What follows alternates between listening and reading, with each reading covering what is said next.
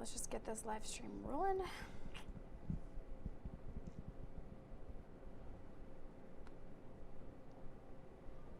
few seconds behind, that's okay.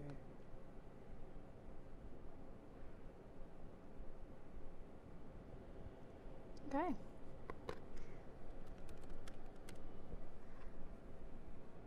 That's good to go. I love it. Well, ladies and gentlemen, welcome to Staples Studio. We're very honored today to have Jess here. She's been here many, many times before. It's absolutely fabulous. But before we bring her on stage, because I know you wanted to see her versus seeing me, I'm Matt. I'm the community manager here at Staples Studio. And I do want to acknowledge that we are on the traditional territories of the Okanagan and Syilx people. That said, ladies and gentlemen, we have Jess here to talk about simple strategies for raising a family and running your business. Thank you so much, Jess. All right. Cheers. Thank you very much. So, this is my family. They are the reason that I live the life that I do and I work the job that I do. And definitely they are the reason for this presentation. Because I've been a mom for 11 years. My oldest one here is 11 indeed. And my youngest guy is, actually he just turned 3. And then the middle girl's 7. This is our last dog. We actually rehomed him. We have a new one now. But anyways, it's a great picture, so I thought I would share it because this is the most recent one that we have of my family. And as a mom, I have learned a lot of lessons on raising a family, first of all, obviously. Secondly, how you balance being a working professional, and not just a working professional, but actually a business owner and an entrepreneur with raising a family. It is a challenge. Very honestly, it can be a huge challenge at times because there's a lot of hats that you have to wear. You know, you're this to that person, you're this in this moment, and then you need to switch to that, and then you do a little of this, and it's a lot of juggling. It's quite the act, but it's fun. It's very rewarding, and obviously these 3 are super beautiful, so they're pretty motivating too. Here's some more pictures of us through the years. I mean, I'm like just so happy with the life that I have. And I think of this often when I go to work, or I think of future plans for my business, or somebody calls me up with a business opportunity. 'Cause I'm an entrepreneur at heart, very passionate about what I do, other things that I've done in the past, new things I want to try in the future. I've got a lot of ideas. But when it really comes down to home, this is what matters to me. And I have so many photos, not just because I am a professional photographer, but also because I have this great phone and I'm always with my kids and I'm just so excited about all these moments that we're having and I just can't get enough of them. So we take a ton of photos. So this is just a little snapshot over the years. You can see I'm pregnant with my son. This is the night before he was born. There he is now. This is my oldest. She's 11 now, not 11 there. This is my middle girl. Oh my word. The cutest. She's just like a ray of sunshine. Here's our family when our son was 1. That was taken by Neil Slattery. Here, a great friend here in town, Abby, took this one. And that was when our son was born, like, how old is he? Maybe 7 days or 6 days old. This is a vacation we took last year. There's my kids reading stories. I homeschool them. So we went to the park one day with books and we did school in the park. Super fun. I highly recommend homeschooling. If you are a working person that needs to travel like I do, or who works a lot of weekends like I do, it gives you that time with your kids. And so I've had a nanny actually for the last 9 years basically. I've had at least part-time nannying help. This is my first year going without a nanny as of a month and a half ago because my oldest is so helpful around the home and now she's actually able to do little stints of babysitting. So when Andy isn't home, she's able to kick in. We don't have a nanny and it's a totally new learning curve for us. But even with a nanny, and with working full-time, I still made time to prioritize moments with my children. And homeschooling gave us the flexibility to spend extra moments with them that we wouldn't otherwise have had with them being in school and me being gone so many weekends. So a lot of these photos are kind of throughout the day. This is a trip. When everyone else is in school, we took a trip. And there's my daughters, again, before our son was born, hanging out with a cousin of theirs. This is at the park this summer. I love that little silhouette of them. It's all 3 of my kids. There they are. So adorable. Anyway, I'm a very blessed person. And so they fuel me, they motivate me.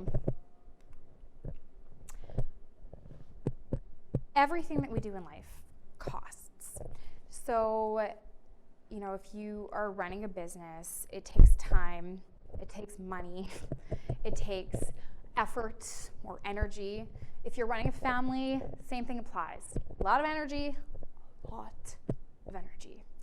A lot of time is spent with your family and raising your kids and helping them through problems and parenting and educating them. And they cost a lot of money. And so you find that as a person, you're just putting out so much of yourself all the time. And for me, that output never really ends unless I leave or escape somehow, because I'm either home with my children or I'm working, and the demands of life, and obviously, social media and with a phone always strapped to your shoulder, keeps you very, very busy and very connected to everyone at all times, which is a wonderful thing, but also a very costly thing too. So your work is demanding a lot from you, your family is demanding a lot from you, but there's only one you. One you, many things needing you, but only one of you to meet their needs. And you only have one life to live, which means that if you don't balance things, juggle things the best way, you may have some regrets. And I have many of those. There's many things that I've learned and mistakes that I've made where I look back and I think, that was not worth my effort. It cost my family, or it cost my health, or it cost my marriage, or it cost something great that was happening in my business, and it cost too much. And then in the end, it was just maybe not a wasted effort, because I did learn from it and you gain experience, but the cost versus the benefit, they didn't line up great. And at the end of the day, life is meant to be lived fully and to be experienced and to be filled with happiness and joy. And so I have not always had that. And that's been a process of learning for me, that no matter, what kind of happens, because you can't predict everything in life, the things that I can control will either bring more happiness and more value to my life, or they will detract from it. So how do you prioritize and plan your life in a way that helps you to maximize the opportunities? And that's what we're going to talk about. Work-life balance is a trending thing right now. That is not the title of my presentation today, but it is one I considered using. And I was looking on Wikipedia to check out what their definition of work-life balance is. So here's what they say. The lack of opposition between work and other life roles. It is the state of equilibrium in which demands of personal life, professional life, and family life are equal. How easy is that? Work-life balance. Sounds great.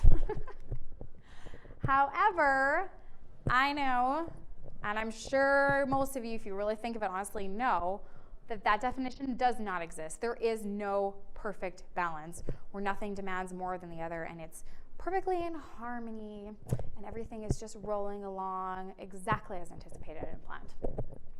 It's a constant balancing act.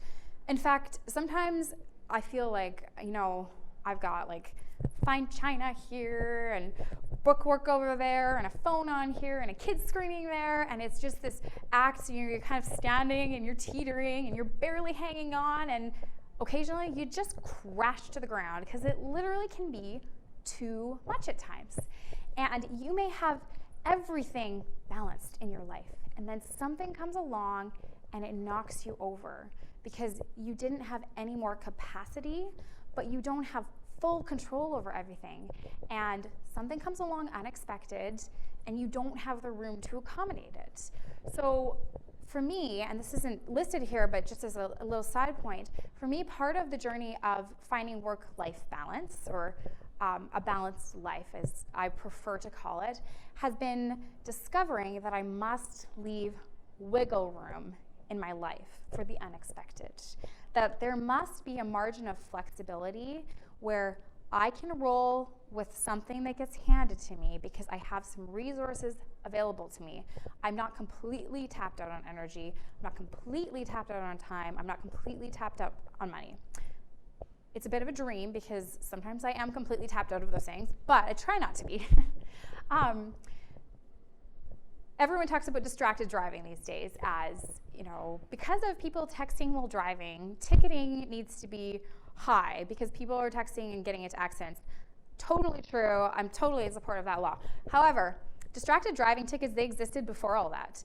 And I think that they really could be blamed upon parents because working parents, I should say, because while you're thinking of finances and all the expenses that you have, and you're working on a presentation or a speech or a sales pitch that you need to give, and you're driving down the street, drinking that coffee and choking back a little bit of food, and maybe you've got the kids with you screaming in the back, and so one hand's reaching to deal with them, and you're steering with the other, and then you're stopped at a red light, and you're realizing, I never did my makeup, my hair isn't brushed. That's sometimes the reality of life. And that can cause, the whole distracted driving thing. I think it's people like that. As a working professional, I specialize in the art of wedding photography and also in the business of weddings. That is a relatively new thing for me. If you're watching this replay on YouTube with Jess Andy Studios, you'll see that we have a lot of content that we've created already. Learning and growing, developing content is a little raw, most of it, but we are providing education for wedding professionals. And so all my interactions with wedding professionals who are working for engaged couples, as well as all the hundreds of couples that I have met or that I have photographed for, I have observed the wedding planning process very carefully. And I feel that just to bring some wedding aspect into it, seeing as that's what I specialize in, I feel like the demands of planning a wedding and living life are kind of equal to the intensity of the everyday demands of a working parent. However, the big difference is that a couple planning their wedding, they work their butts off, they have a lot of stress, late night work, they might be going to school, they're probably working extra hours so they can save up for that expensive wedding. They're planning, they're being their own lawyer, reviewing contracts before they book people. They've got a lot on the go. But there is an end in sight, and there's a party for them, and then everyone waits on them hand and foot and serves their every needs and celebrates their existence and gives them gifts and celebrates, and it's just this wonderful, exciting thing. And then the planning is over, and they can breathe a collective sigh of relief, and life can resume somewhat to its new normal, and the future is bright and open, and it's a world of possibility. Maybe not for all couples getting married, but for many of them. But as a parent who's working, the reality is that that stress load, that workload, it might be years before that diminishes for you. And so, not only that, but it's also a somewhat thankless job because you work your butt off, you invest so much of yourself and so much of your time and energy, and at the end, there's not a lot of thanks in it because it's just life and it's just expected, and you've just got to do it because you're an adult and you have to be responsible. Yes, there's Mother's Day and there's Father's Day, and I'm a huge advocate of Mother's Day becoming like a wedding day, and people can just fawn over me. They can clean the house, they can do everything, they can primp and preen me up, and I'll just live in the lap of luxury for a day. That should be the new Mother's Day experience. Anybody else agree? As a working parent, you do a lot. You have to plan, coordinate, execute. You're molding little hearts. You're following your dreams, or hopefully trying to follow your dreams. You have to care for yourself. You got to keep that energy reserve on hand for the unexpected moments. You're dealing with emergencies. You're managing other people's schedules. You are having to take phone calls and do administration. You've got meals to bake. You've got appointments to get to, deadlines to make, and it just never ends. It's a lot of demands. So this whole concept of work-life balance is a really, really important one, because if you do not put some effort into working towards a more balanced life, into thinking about where you're currently at and where you'd like to be and how you're going to get there in a way where you actually love your life and you're building the relationships that you have, you do need to put some work and thought into it. However, with everything we've discussed, I hope you're realizing along with me that that textbook definition of work-life balance, it literally doesn't exist. It is a myth. There is no such thing as the perfectly balanced life, because at the end of the day, you actually just have one life. It's not work and your life, it's your life. That's all of it. And work falls within that. Raising children falls within that. Being married falls within that. Or having a relationship, having friendships, cleaning a house. It all falls within the umbrella of your life. And it's never going to be perfectly balanced because life is messy. And that's just the way it is. So pursuing work-life balance as this thing that must be obtained is actually a wasted effort, because you're never going to reach it, and you're always going to feel bad about yourself because you're not balanced enough. You're not balanced enough. I haven't made it. My life is too chaotic. What is wrong with me? Nothing is wrong with you. Nothing is wrong with you. Work-life balance is not perfectly attainable for any of us. I like to think of it rather instead as a range of acceptability. There's costs and benefits to everything that we do. And when I look at the activities of my life, of my work, of my family, of my home, of my own personal self and relationships, what I like to do is I like to assess, what is it costing me? What is it benefiting me or benefiting my values or the people that I love most in all the world? And is there more benefit than there is cost to it? If there's more cost to it, it's probably a wasted effort, or something that you should consider cutting out of your life altogether, or maybe just reworking in some way. Sometimes it's as simple as that. But you want to make sure that it brings value to your life, the activities that you do, and you don't waste time on the other things. And trust me, I've wasted a lot of time. So looking at this whole range of acceptability and trying to operate within that, rather than trying to find this perfect tightrope line that you teeter along day in and day out, which leaves no room for flexibility for the curveballs of life, is a way better approach. It's just a highly better approach to take. If you have children, which I am creating this presentation specifically for parents who work, you've probably heard about the whole zones of regulation. It's taken schools by storm. I haven't even read the book, but I feel like I know the book because of all the stuff that my kids, when they did go to school, because they did for a few years, were sent home about these zones of regulation. And it occurred to me while I was preparing this presentation on work-life balance that this whole concept of zones of regulation that Leah Kuipers, I think is how you say her name, has come up with, is actually very valuable for just everyday life, too, for somebody who's a working professional raising children. She talks about these different zones. And I think this fits nicely within that range of acceptability method or approach that I was mentioning. She talks about the green zone, so neutral emotions, organized states, calm, focused, happy, you're okay. The yellow zone, intensified emotions, but you still have cognitive control. The red zone, intense emotions with overwhelm. And the blue zone, sad, sick, tired, bored, down. When you look at your life right now, not tomorrow, not yesterday, right now, today, in this moment, and if you look at your own internal state and look at these zones and try to assess for yourself, where is my emotional, mental, and spiritual and physical state? Where would you fall right now? If you are in the green zone, congratulations, right now, you are living the dream. It doesn't get better than this because, the green zone is the best. There you go.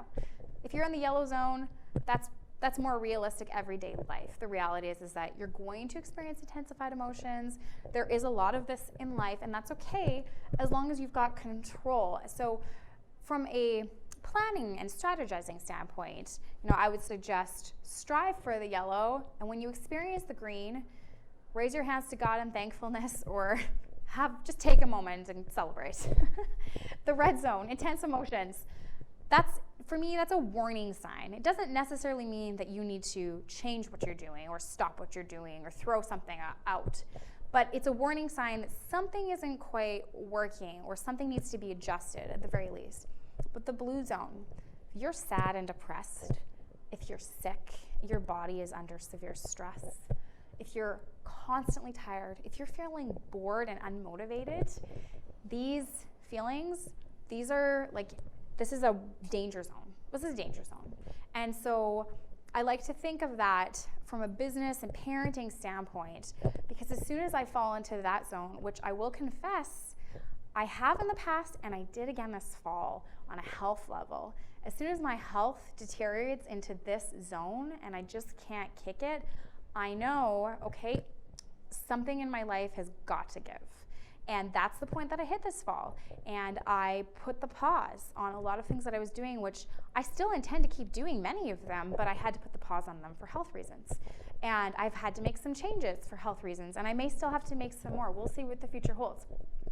Thankfully, I don't sit in this blue zone all the time, really, with anything but my health.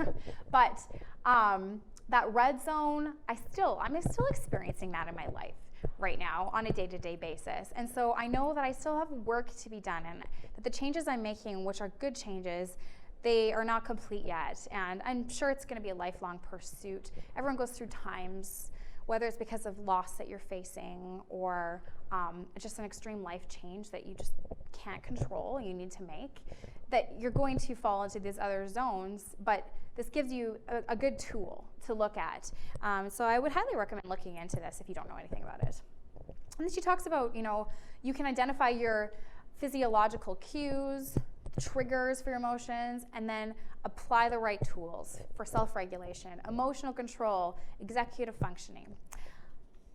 I'm going to propose the idea that most people of my generation or older than me weren't taught a ton of great tools for effectively managing our emotional and physiological states. I know for myself that is very true. When I went to school, there was no zones of regulation. There was a lot of rules and discipline and expectations that everyone just had to meet, and everyone was the same. These are the boxes you had to tick, and if you didn't, you must be broken. It was very different. And there also was not a lot of openness to talk about, mental health and emotional well-being. Those topics weren't nearly as discussed or understood as they are now. And so I know for myself, I oftentimes feel crippled that actually some of my executive functioning skills, my ability to prioritize, to properly execute tasks and complete them, to love and enjoy my life, and to reap maximum reward from the efforts that I put out, I feel crippled or handicapped with that often. And I've had to do a ton of self-work and study just to get to the point where I'm at now, like years of it. And my children, however, in some ways are more prepared and equipped than I am, because they've grown up with some of these new patterns of thinking and assessing their life and understanding what really makes them and what could be contributing to that moment or to that decision. A prime example would be my 11-year-old. She's whip smart, and she's had a lot of challenges in her life, but she's smart. And she's got great reasoning abilities. And if I sit down with her and I talk about a challenge our family's facing in life, she is often the first one out of both of us to jump in there with a problem-solving solution or perspective, well, we just need to believe that this, and if we just do this, is going to help with that. She's much more self-aware than I was, and I have great confidence that her and many other children of her generation, or around that time, the children of today, that they will grow up with a stronger skill set that will help them be better business people, better family people, better friends, to have healthier lives. And that gives me great excitement and hope. So let's just talk about this whole concept of managing family life and your home and your relationships and yourself and business, okay? First off, I do not believe that you will do any of those things well unless you know yourself. What are your needs? What are your wants? What do you struggle with? What is your mental makeup? This is a really good one. Again, a lot of us didn't grow up maybe being given tools and resources to really understand how our brains work. And obviously, not everybody's brains are the same. We know this.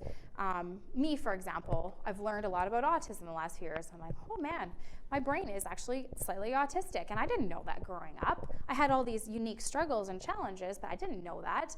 I know it now because of the education that I've gone through as a mother. And so because of that awareness of, okay, this is why my brain does that, this is why I tend to gravitate to those behaviors, this is why I have these challenges, is because my brain is wired this way with these kinds of things. It gives me more self-awareness of what my strengths, my limitations, my struggles, my needs actually are. So what are your strengths? Not your strengths of tomorrow, not your strengths of the past. What are your strengths today? What limitations do you have? Maybe they're personal, internal limitations. Maybe they're life limitations that you cannot control, but they still affect you. And what are your expectations of yourself and of others? Until you have a really accurate picture of yourself, you cannot make the proper life changes that you want to or need to make to have a more balanced life. And how do I know this? I know this because of experience. Because for many years, I tried a lot of things. I'm very visionary. So I jumped out and I did this and this and that and that and that. And at a very, very young age, I paid some really hefty prices and fell flat on my face, or it cost my family financially or whatever. And without getting into all those stories, it caused me to realize that I actually did not have a good understanding of who I was. I thought I did, but I really didn't. And so it launched me into a lot of self-discovery in all these different areas. So once you have a good understanding of yourself, and again, you change. Everyone changes and grows, so you're going to have to reevaluate and adapt that understanding as life happens. Then you need to know what your responsibilities are. So you've got work to do. You've got kids to raise, potentially, if you have children.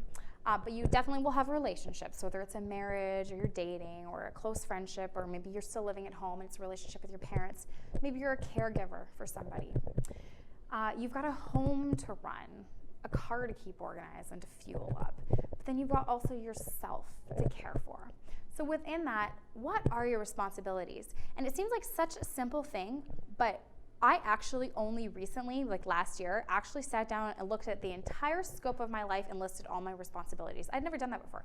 I listed them on paper, and I was like, first off, I was shocked because I realized no wonder my life is spiraling out of control. It is not physically possible for one person to take care of all these responsibilities.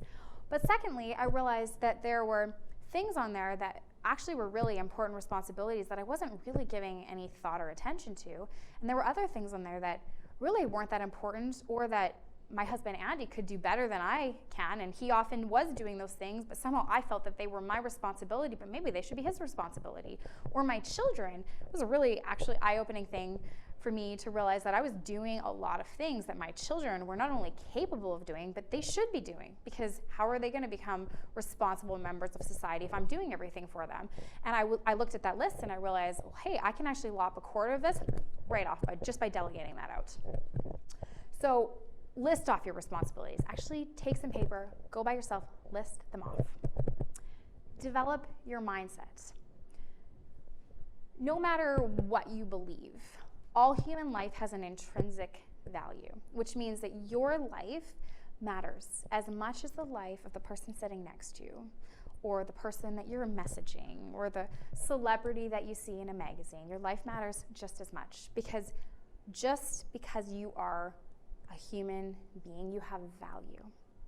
And that means that your needs and your wants and your life is worth considering just as much as anybody else. So once you know that you have value, then you need to look at your beliefs, because knowing something and believing it are two very different things. You may know, you may be able to say, oh, yes, I have value, my parents loved me, or my husband loves me, or my children love me, my dog loves me, I must have value. But to actually believe and to walk forward with the choices that you make and the moments that you experience with the belief that I am worthy, that I matter, that my voice has a place in this conversation, that when I don't feel right about something, I need to pay attention to that because I matter and my life matters, that if there are things you really don't want to do and things you really do want to do, that is worth considering, because potentially it's actually something is trying to point you in the direction of refocusing your life or adjusting your direction so that it can be more fulfilling. You only have one life to live. Nobody knows exactly how long it's going to be. When I was a child, I don't know where it came from, but I literally believed I was going to die by the time I was 30. I don't think I've ever said this like in a public forum, but I totally believe this. Actually, I probably could have used some psychological help, but I never told anybody, so I just lived with it.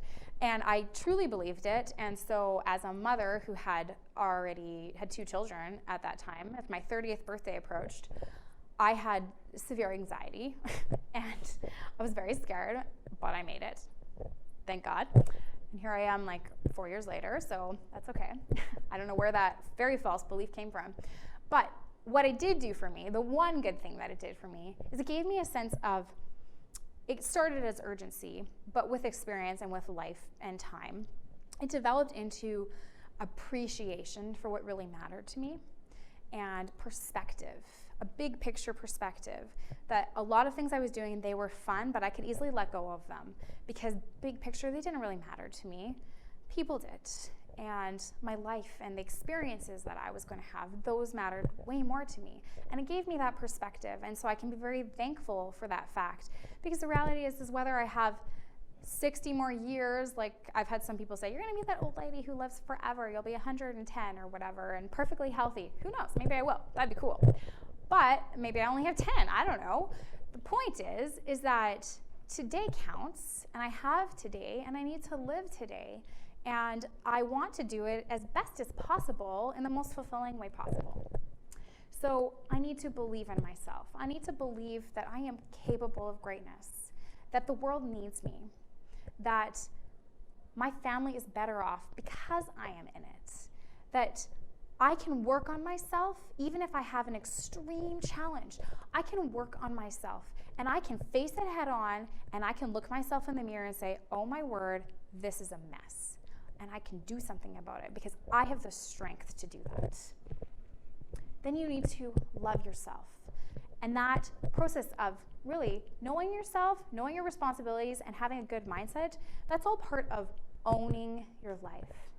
And when you own your life as yours, and you don't excuse who you are because of somebody else and what they've done, because it's your life, you're the one ultimately responsible for it, then you can choose to love yourself with all your limitations, with all your shortcomings, with all your struggles, with all your failures, with all your hopes and dreams, all that is wonderful in your life, all that is challenging right now. You can love yourself. You can accept where you are at. You can take charge and responsibility for where you are going. You can get your health back often, or at least more in control, or build your health, your strength. You can go to the gym. You can drink more water. You can take those vitamins. You can go to a counselor. All those things, those are great things. You can commit to getting more sleep by getting the TV out of your bedroom. You can make intelligent choices because you love yourself that much. You can figure out what your dreams and your passions really are, and not be afraid of putting yourself out there, because you realize that life is precious, life is wonderful, and you have this opportunity in this moment, so lay it on the line, see what happens. You can own your moments, you can own your realities. So a great tip that many people give, but I'm going to give it again because it's that important, is visualizing your dreams. I'm talking big picture. So people talk in business, they talk about a vision statement. I've done presentations on that, and I've got some resources for business professionals talking about what is your vision for your life and how does that apply to your business, and then how can you build a vision statement for your business. This is a highly valuable exercise for any professional, working professional, to do. Most people don't do it. You should if you haven't done it. But more importantly, do it for your life. So what is it you're working for? What or who are you living for? If you're a parent, for most parents, it's their kids. They're living and working for their kids, for their children's future. That's definitely what it is for me. Even more so than my spouse, because our kids are our future. They are our offspring. We love them, and we're so excited for their opportunities and their youth and their innocence. And it's just a wonderful thing to be a parent. So I'm living for them. everything I do, the job that I do, really ultimately it's for them. It's for the friends and the family that I have that I love, that bring value to my life, that care about me as a person, that bring me honesty, encouragement, happiness, joy. And I have all sorts of friends. And with what I've done as a working professional and all the experiences I've had as a mother and being able to take my kids to appointments and meet their friends and take them to school groups and travel as a family, I have had the privilege of meeting so many people. And again, with that understanding that every life has incredible value, those people, they matter to me. Whether they are a close friend, whether I see them all the time, whether I may never see them again, when you have a moment or you have an experience or you have an opportunity to build a relationship with somebody, that is a gift. It is an incredibly valuable gift. So for me, visualizing my dream involves people first. That's really what it is for me. But you may have other things to add in there. It could be financial success. That's a great thing to work towards. It could be a better life than you currently have. An impact on the world, some type of legacy or difference that you want to make, a footprint that you want to leave. Happiness. If happiness isn't on your list, put it on your list and find a way to find more happiness. Fame. My daughter currently, right now, my oldest one, would like to be a famous musician or actor. And I'm not discouraging her from that because maybe that's in her future. I don't know. It doesn't have to be a bad thing. I just watched a little video where I think it was Will Smith's niece did an interview with him.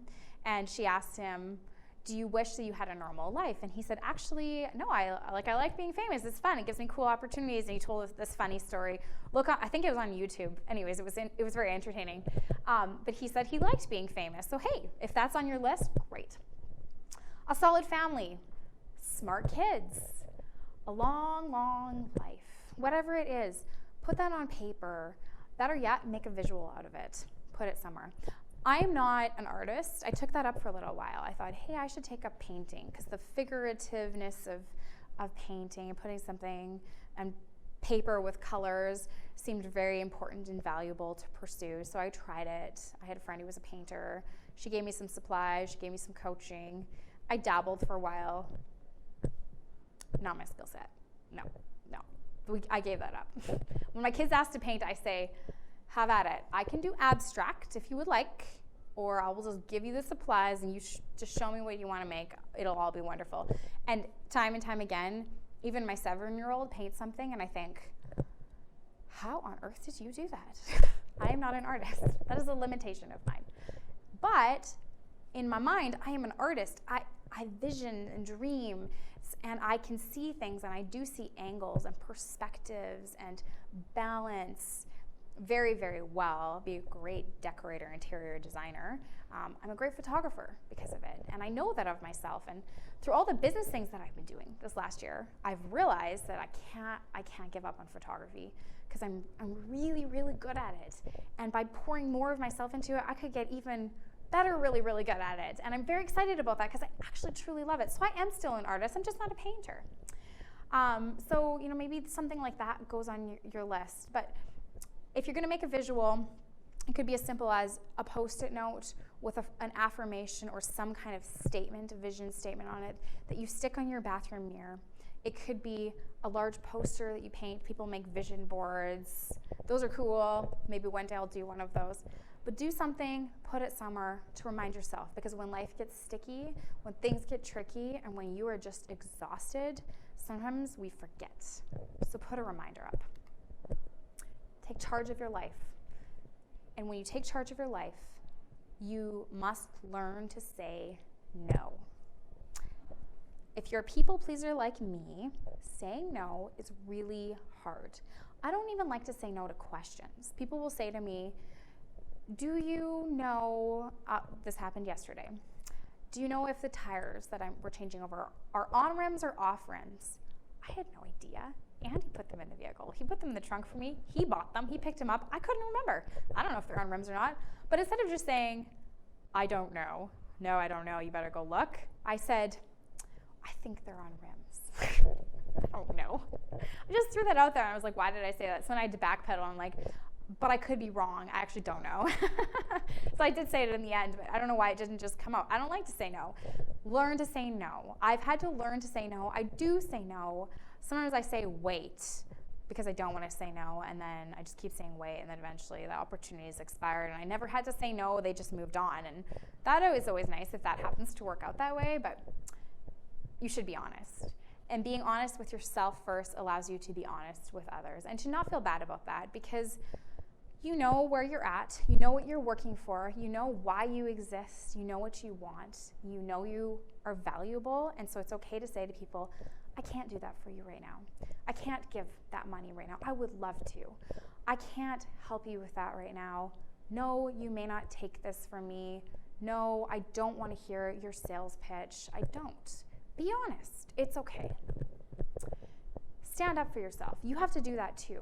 So, you put boundaries in place. You have your priorities.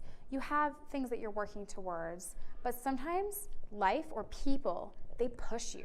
They push you hard because they want this out of you. They want you to work those extra hours. It doesn't matter that you say, I don't want to work late. They want you to work late, and they will try to manipulate that out of you potentially. Sometimes you need to actually take a stand for yourself, and it's not as simple as saying no, because no one gives you the opportunity. You actually have to stand up, and you got to fight for something. Fight for something. Fight for what matters. Prioritization is key. You need to know your personal values. Personal value proposition. I have a worksheet for that I've created. You need to know your most important responsibilities. Do that activity I suggested. List things out, then rank them. Make a chart. List all your responsibilities. Once you've listed it just haphazardly and you've lopped off everything you really don't need to be doing or shouldn't be doing, cut those out, scratch them off. Take the other stuff, put it on a list like a spreadsheet. Put a spreadsheet together and give yourself 2 columns. And column 1 should be matters to other people and then matters to me. Because sometimes responsibilities we have don't tick both those boxes. Sometimes I do things such as taking my children shopping for clothes. I don't care if they get to go shopping for clothes. I mean, sometimes it's a fun experience. Sometimes they're just exhausting to be around. I'm really tired. I'd rather stay home. But it really matters to them, and I love my daughter. So I take her shopping for clothes. And I would still put that on my list because I do want her to be clothed. I do want her to take care of herself.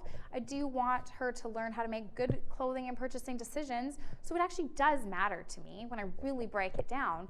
So look at your responsibilities and look, does it matter to people that I love, to people I value, to situations that I value, to your job? Does it matter to me?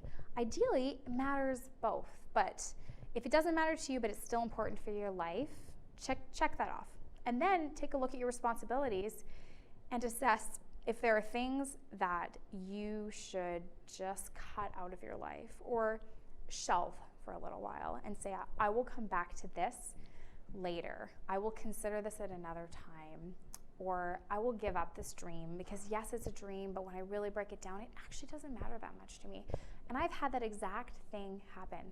I can't even remember what it was. It was something I was doing with business, some idea I had, and I was working towards this thing. I'm like, I can create this, blah, blah, blah, and it was a great idea. But then I started doing it and started pouring all this time into it, and it was exhausting. I was getting really tired of it because it was taking a long time. It was a lot of work. People were like, oh, this is great, but nobody wanted to help with it. I was doing all this work by myself, and then I realized, let's just look at this for a little while. So I started evaluating cost versus benefits. And I was like, it's a cool idea. This would be fun. People might like this. It'd be kind of neat for me to say, I created that. I wish I could remember what it was. Anyways, but that's all I could come up with. That was good, really, like 4 things. And then I started looking at what I didn't like about it. It's a ton of work. It's gonna cost some money. Nobody wants to help me with it. I'm tired. It's taking too long. My children aren't interested in it. It's taking time away from my family. And all of a sudden I realized, all the things in my life that matter most to me are suffering in some way because of this activity. It's clearly not for me to do. I'm just gonna drop it. I just dropped it, and it was done. That was it.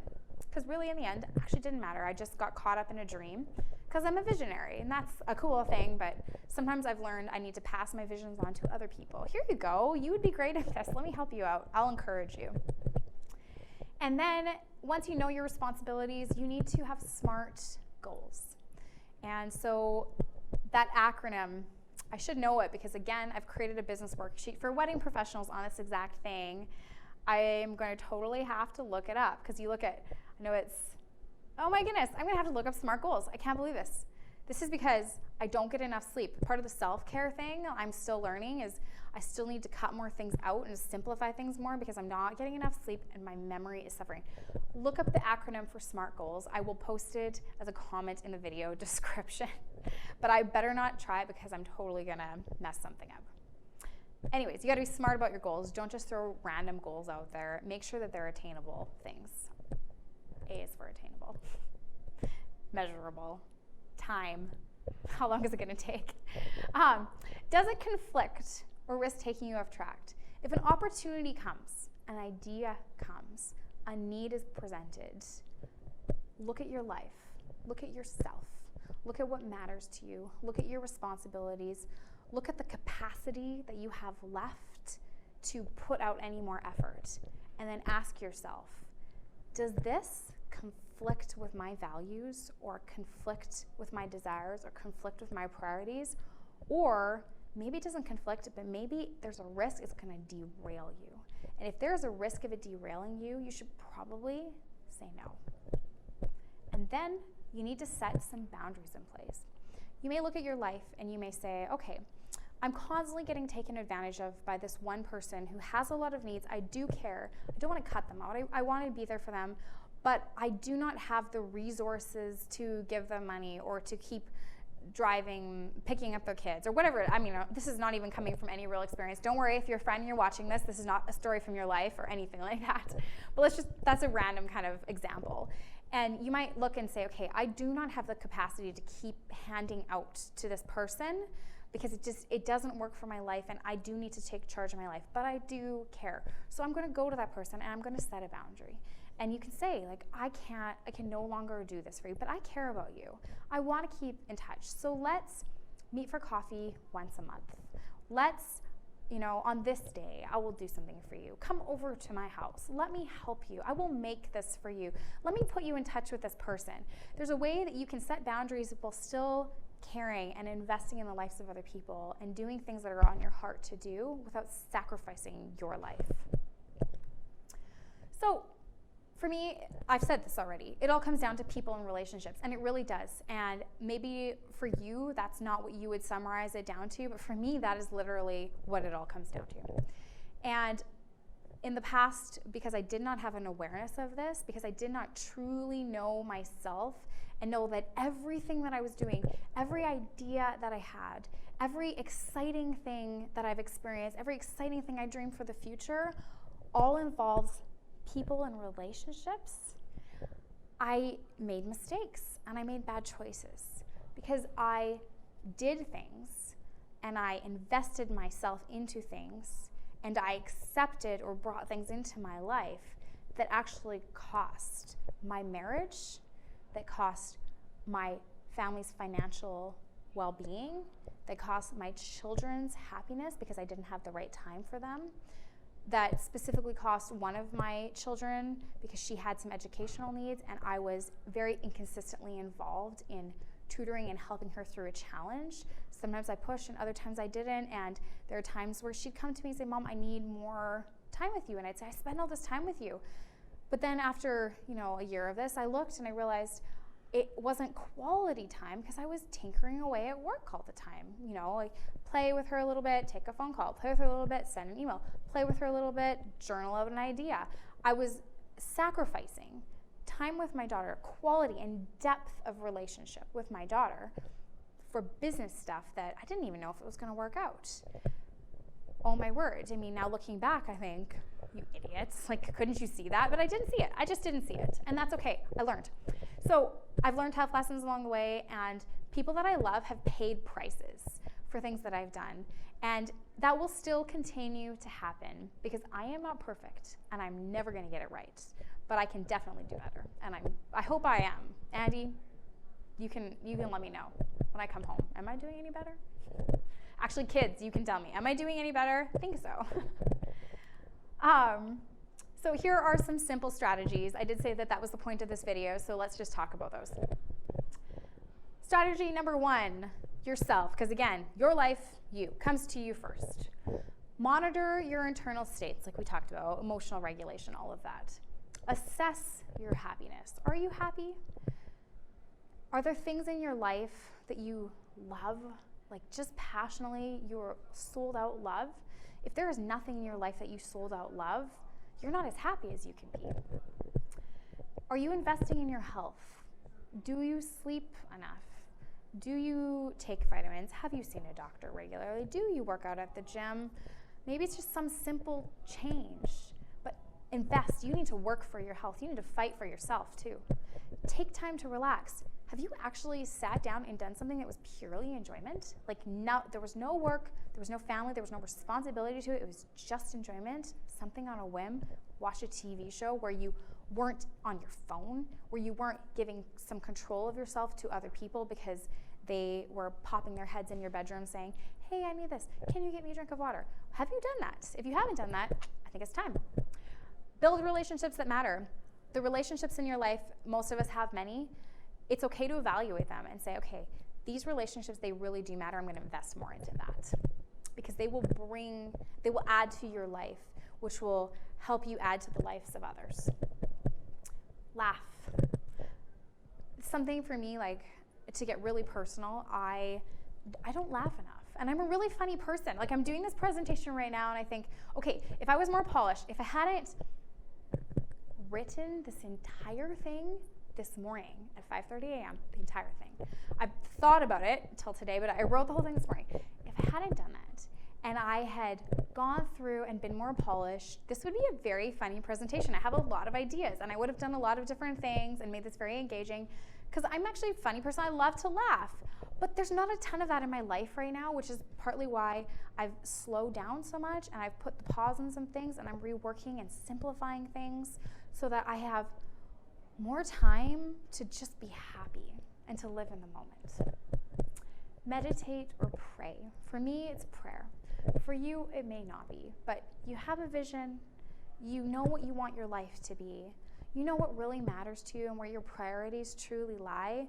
Take the time to meditate and pray for those things, because not one of us on our own has the strength to constantly have output and do everything well. We are only human. We need to pull from something else. So I'm not a fan of, what do you call it, when people disappear to the mountains and they stay in the mountains completely alone. I'm not a fan of that lifestyle, because I really think that people need people, or God, or meditation, prayer. You need something. You're not enough, because people get tired. You need someone to lean on. And that's okay. It's a good thing. Strong people lean on people. So, strategy set number 2, organize your space. So again, let's keep this simple. I mean, I could talk forever and ever and ever. I don't want to take too much more time here, but there are some things. Decluttering. The minimalist movement is a fantastic movement. It is not completely attainable when you have children, and it is definitely not attainable when you homeschool your children and you have a business in your house. However, you can minimalize, and I've greatly minimalized. I do get rid of things. You know, the kids got this gift, they love it, they have so much fun with it once every 7 months. Okay, great, it's time for it to go. Bye, it's gone. Because we don't have the space to keep everything. Less toys, they actually get more value out of the things that they truly love more than they think they do. If you can't junk something or give, I mean, ideally, don't junk it. Give it. Reuse, recycle is a great thing, especially if you're a giving, loving person. That's a wonderful way to declutter your life, is to find somebody who would love what you have, or to find a great program that you can donate to. Donate. It's a way to give. If you are financially strapped right now, that is something that you can do that is still giving to others. So give it away, but if you really must have it for that odd time, store it somewhere. And if you really do use it a lot, but it's just messy, hide it somewhere. Because having clean spaces that when you walk into a room and you see an empty surface, it really does translate into your mental space as well. You feel, I know it, because I learned to do this. I used to be a much more cluttered person. I had a hard time letting go of things. I still do, but I do let go of things. walking into my kitchen when my island has nothing on it but a pretty candle, like nothing, not even a crumb. I walk in and I can almost feel my brain breathing a sigh of relief.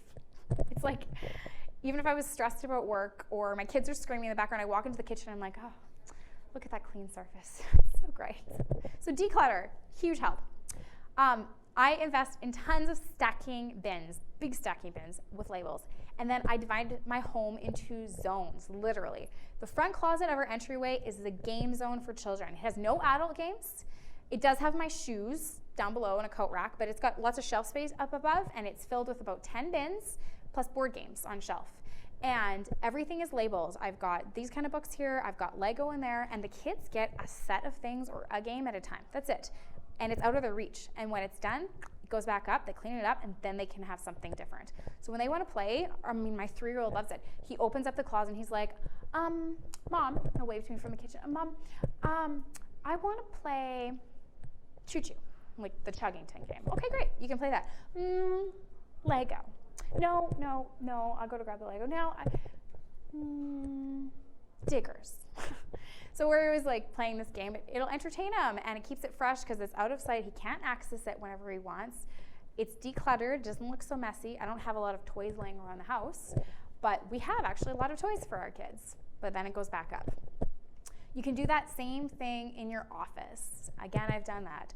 I have a bin that is gift wrapping for client gifts, and I have a bin that is gift wrapping for my children and birthday parties and stuff. I keep the supplies separately. I have got a nice clear bin. Everything's got a label. It's in a closet with a door that closes. Nobody sees it, but there it is. We have a craft supply drawer unit. It is just kids' crafting supplies, and if it doesn't fit in there, we get rid of it because it's too much stuff. So as soon as we start getting gifted more things or the kids start buying more things or I see an art supply thing that's cool, if it can't fit in those drawers, I'm like, okay, let's give this to so-and-so. Let's re-gift that to somebody. And we tell them it's a re-gift, but here you go. We'll re-gift this. Let's throw that away because it's broken and the kids aren't using it and nobody's going to want it. Let's tell the kids, do this now before you get a single treat. You have to finish this activity. So let's declutter. If you can't do it yourself, either you don't have the time or you don't know what to do, hire an organizer. There are organizers that will just come in, help you get things set up, give you a plan, and then they leave. And then you do the rest. It doesn't have to be incredibly costly. Sometimes just consulting somebody who knows what they're doing can make a huge difference. A cluttered life, I haven't even watched her, there's this woman, Marie Kondo, is that her name? I don't watch a lot of TV. Anyway, she's got something about simplifying your life, I guess. Anyway, a lot of people watch those kind of things because it gives them education and awareness of things that they can do. But there are many experts out there who say the same kind of thing, and it's that if your home is cluttered, it filters into everything else. If your family is burdened, it filters into everything else. If your work is aimless, it filters into everything else. If when you wake up, you don't care for yourself and you look disheveled and you're falling apart, your life will fall apart in some way. It's all interconnected. There's a great video. I'm going to also post the link. I have it, I know, on our watched later list on YouTube.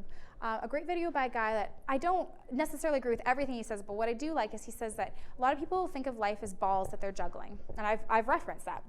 And they're juggling all these balls. Here's the work, and here's the making meals, and here's the this, and all these things. But he said, you need to think, really, you should think of it this way. And he's got the sphere, and all the balls are inside it, and he closes it, and it rolls. And he said, it's all interconnected. Everything is interconnected.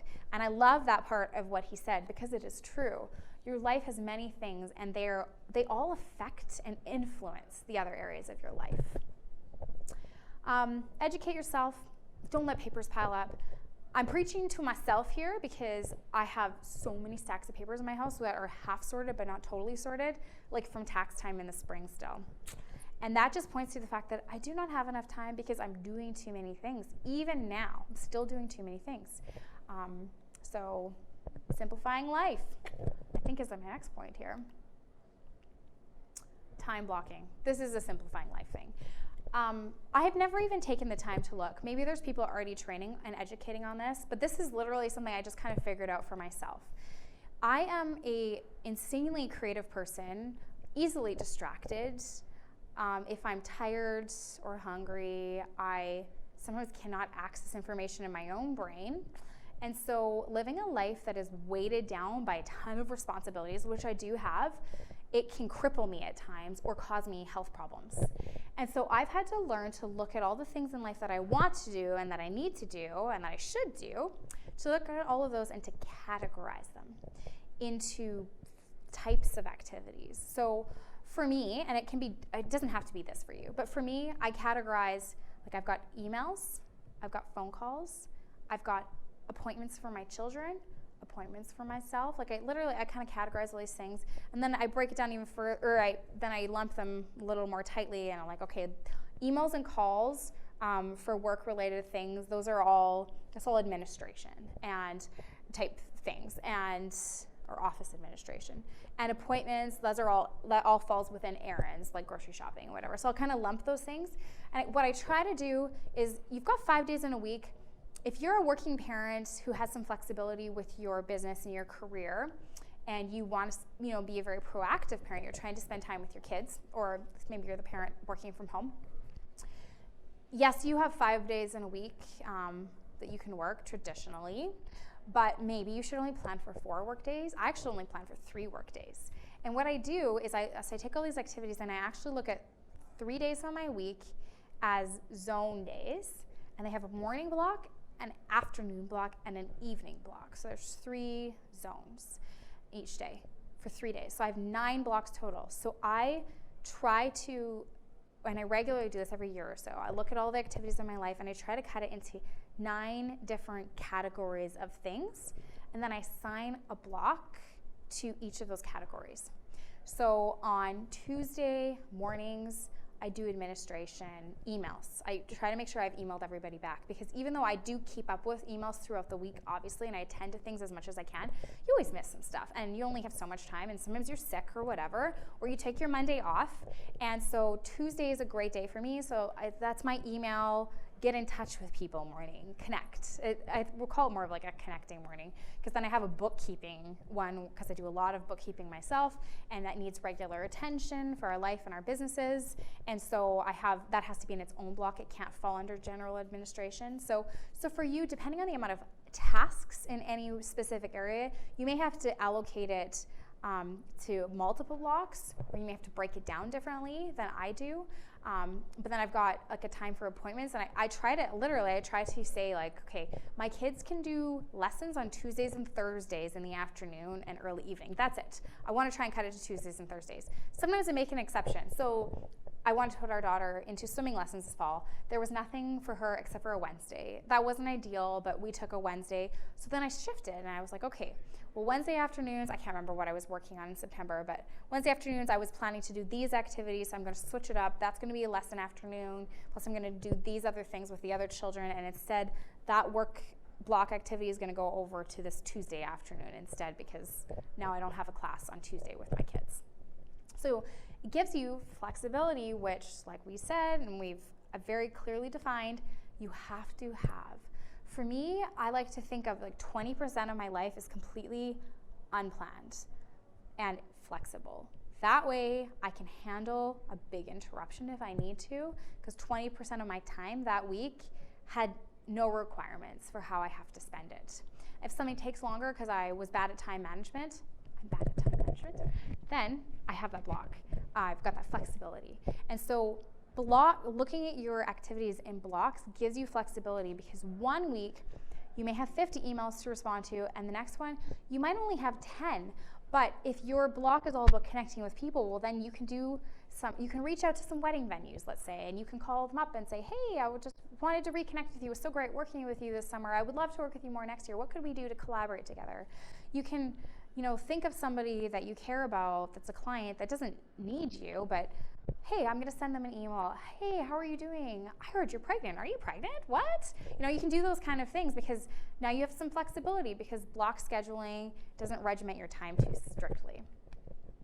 It also gives you a lot of room for trial and error, which I've done tons. My block scheduling system is constantly evolving and changing, but it works really good because I can sit down on a Sunday and I can look at these blocks and I can completely change them if I need to, which sometimes I do. Just last minute, I have to change things up.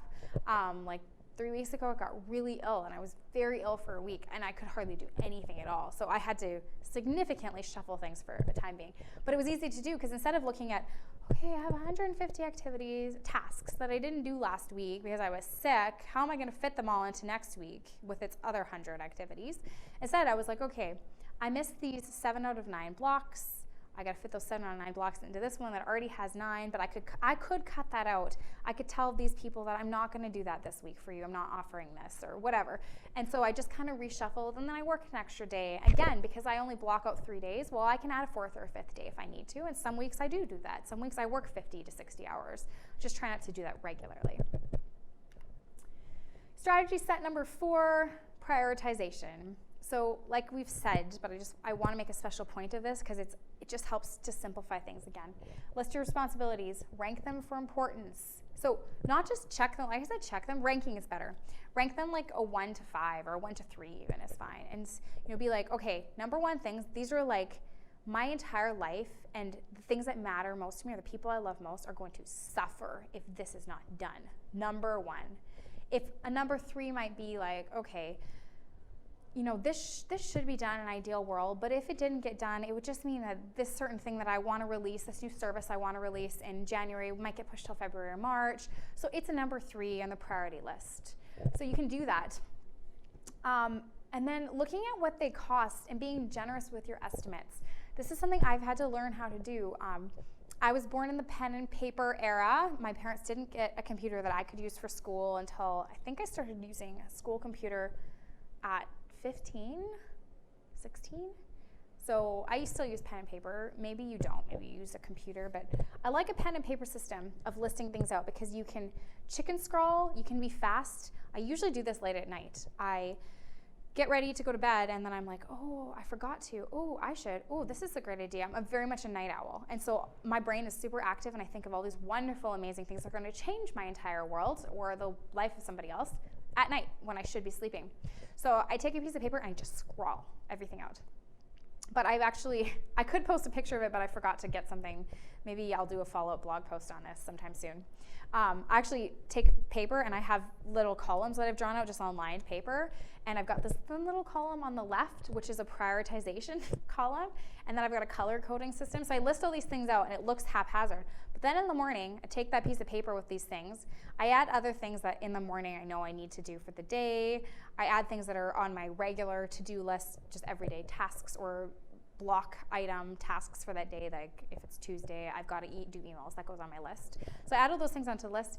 And then I actually rank them in order of, I usually only have a little bit of time, so I do the number 1s. Okay, these are all my number 1 tasks for the day. And it's like unless I die, I must do these things. So then I take those, I write them on their own list, and that is the list to keep with me because I want to remember and I don't want to lose sight of this is my top priority in the entire universe, these things. And I really need to make sure they're done. Maybe you still spread them through the day, but do not forget them. Put them on a mini list, shove it in your pocket, take a picture of it, write it on your phone, set up reminders.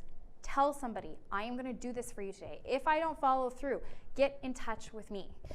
Give yourself the accountability, whatever it is that you need, but make sure you get those number 1s done. Then I look at the other things, and again, I don't do this every morning, but when I have an especially intense list of activities I must complete and my life is overloaded a bit, I do take the time for this because it makes all the difference. I actually look at all the tasks, like all of them. I'm like, okay, this email is like a 5-minute email. I need to email this person that. I list out every email. This is going to take 5 minutes. That's a 1 minute. If it's a 1 minute, I say it's a 2 minute. If it's a 5 minute, I say it's a 10 minute. If it's a 10 minute, I say it's a 15 minute. If it's a 15-minute task, I say it's a 30 because I know that I'm a pie in the sky, rose-colored glasses kind of person, and that what I say takes 15 minutes truly takes at least 20. I just don't know it, so I just am generous. I overestimate my time. Then I literally, this is totally geeky, but it totally works for me as somebody whose mind is like pinging a million miles a minute all the time, is I actually tally up all the time and I'm like, okay, my task list for today is gonna take me 10 hours and 35 minutes. I only have 7 hours. Then that enables me to look at all those things that aren't number one priorities and just scratch some things off the list, or I grab a highlighter and I highlight some things that are like standouts. I know I'm not going to do those today, and then the next day I can look at that list and I can be like, okay, these are all the things I chose not to do yesterday. I should probably just try to get those done. That is literally what I do. And it changed my life doing that. I regularly, at least 1 or 2 work days a week, I take the time to do that. I wake up early and I get it done. There's a book, I think it's the 7 Habits of Health Successful People. 7 Habits. I read it such a long time ago. Again, this is what happens when you prepare a presentation the morning of the presentation. My next one that I do on this is going to be better.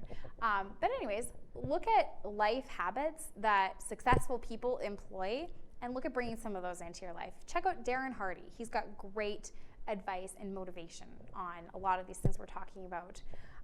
But figure out how you can, instead of doing more, how you can maximize the moments and invest your time more wisely in what really matters.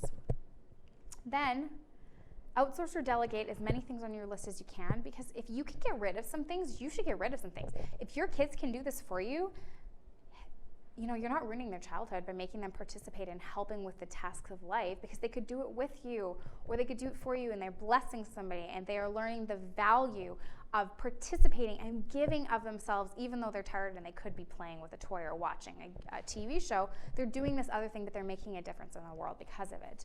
Give them the task. Just do it. It's not going to hurt them. Delegate. I couldn't stress it enough, honestly, with the kids.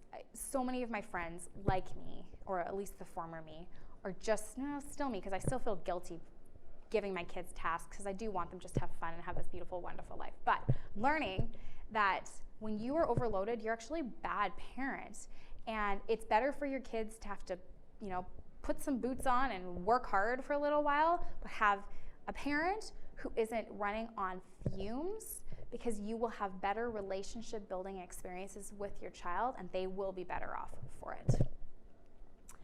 Release pressure on yourself. There is no line to walk. There is no work-life balance you must discover and attain and adhere to. Forget that. Get that out of your head. There is a range of acceptability. Figure out what that is for you. Figure out what it is for your life and how your priorities and responsibilities are going to fit within that. And then give yourself a break, because life happens. You can't control everything. You're not going to do everything right. You're going to make some plans and then they're going to fail. Or you're going to discover, I don't like this as much as I thought, or somebody's going to be mad at you for it. Maybe your wife is going to be like, I don't like that you're doing this. Whatever it is, just remember that you need flexibility and that it's okay to mess up, and most of all, it's okay to be human. That's what makes it so endearing to know people, is that they're human, just like you. And don't get lost in expectations of yourself. Accept yourself as you are now, with the limitations and shortcomings that you have. Love yourself now. Work on yourself. Make improvements. Make changes. But do not lose yourself in that process. So the last thing I want to say, and then we're just going to look at a very quick 50-second clip, and then that's it, we're done, is your life is yours. What a gift that is, hey? Like, the coolest thing ever. Sometimes I sit down and I think of that. I'm like, this is my life. I've been given this life. And for me, I usually go a step further. I feel that I've been gifted this life, and that my life has purpose and meaning greater than I will ever understand. And then I get excited, and I'm like, holy cow, this is so amazing. Like, I am part of this world that's huge, and it's bigger than I could ever possibly wrap my head around. And I have all these interactions and encounters with people throughout daily life, and it leaves some kind of a footprint or some kind of a legacy, or it makes a difference somehow, and I get to be part of that. Like, what an honor life is. It really is. And my word, sometimes it's really hard. You go through really hard things. This has been a year of so much heartache for me, not even for my own personal losses per se, but for people that I love. I just love people, and they're people I love. They have gone through terrible things this year, or are right now. It's just a beautiful woman I know right now, same age as me, is going through something terrible, and she's a mom, and no one should have to go through that. And it has given me just such appreciation for the moments that I have now, because even with all the perfections and shortcomings, and yep, maybe the future times of terrible struggle and pain I myself will have to go through, life is still beautiful. So find the beauty in your life right now. Look at your work, your family, your home, yourself, your relationships. They all have something to do with you. Life is meant to be fun. It's meant to be messy. It's okay. It's meant to be flexible. It's meant to surprise you. And even when you don't want it to surprise you, it's going to surprise you. Everyday life will surprise you, and sometimes it will shock you or it will knock you off your feet, and that's just the reality of what we have to deal with. So leave room to accommodate that in your quest for balance. How do I schedule my day with kids at home, working full-time, homeschooling? Basically everything I've talked about, with a lot of flexibility, a lot of grace, and a lot of wiggle room in my time, because I will be in the middle. I will be in the middle of something. I will be sending these really important emails, and I've told my oldest, like, watch the kids for a little while. I want you all to sit at the table and color pictures for grandma. So they all have a task. And then somebody will fall off a chair, and I'll hear crying, and okay, stop the email, go spend the time with the kids. And then these little people who I love so very much are heartbroken, or maybe it's usually my youngest, let's be honest. It's usually the 3-year-old. He's heartbroken because of this terrible experience. It scared him so bad, he fell off his chair because he wasn't paying attention. He needs his mama right now. I was in the middle of an email. I had told somebody, I'm going to email you that information this morning, but he needs me. So sometimes I just say, scrap it. I'm not doing any emails this morning. I'm spending time with my son. He needs me. And I have connection, and I experience a moment, and I let the chips fall where they will, knowing that I have some wiggle room in my life, or I have people who love me who can kick in a little extra to help me catch up when I'm ready to catch up. So let's watch this little video.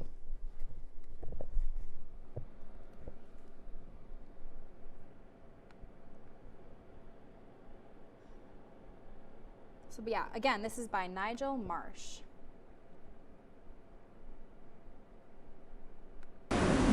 Now my point is, the small things matter. Being more balanced doesn't mean dramatic upheaval in your life. With the smallest investment in the right places, you can radically transform the quality of your relationships and the quality of your life. Moreover, I think it can transform society.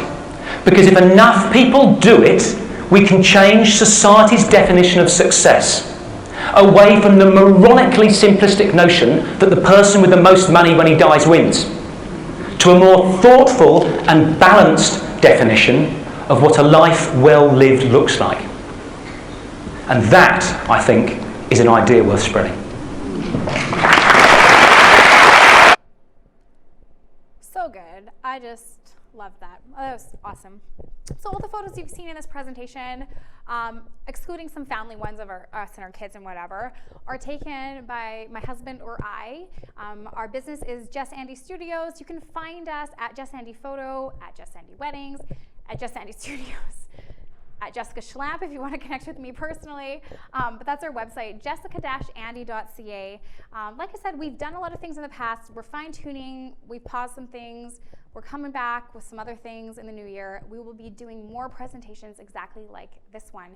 So if you sign up at jessica-andy.ca/sign up, you can get notified of upcoming presentations as well as resources that we have, and we give you a free gift. And because we were talking a lot about vision and values and all those things, I will give you either our value proposition, personal value proposition worksheet, or our vision planning guide. It's very visual, it's pretty, it's unique, it's a little different from the mind. I created it from the mind of somebody who's a little bit more eccentric and artistic.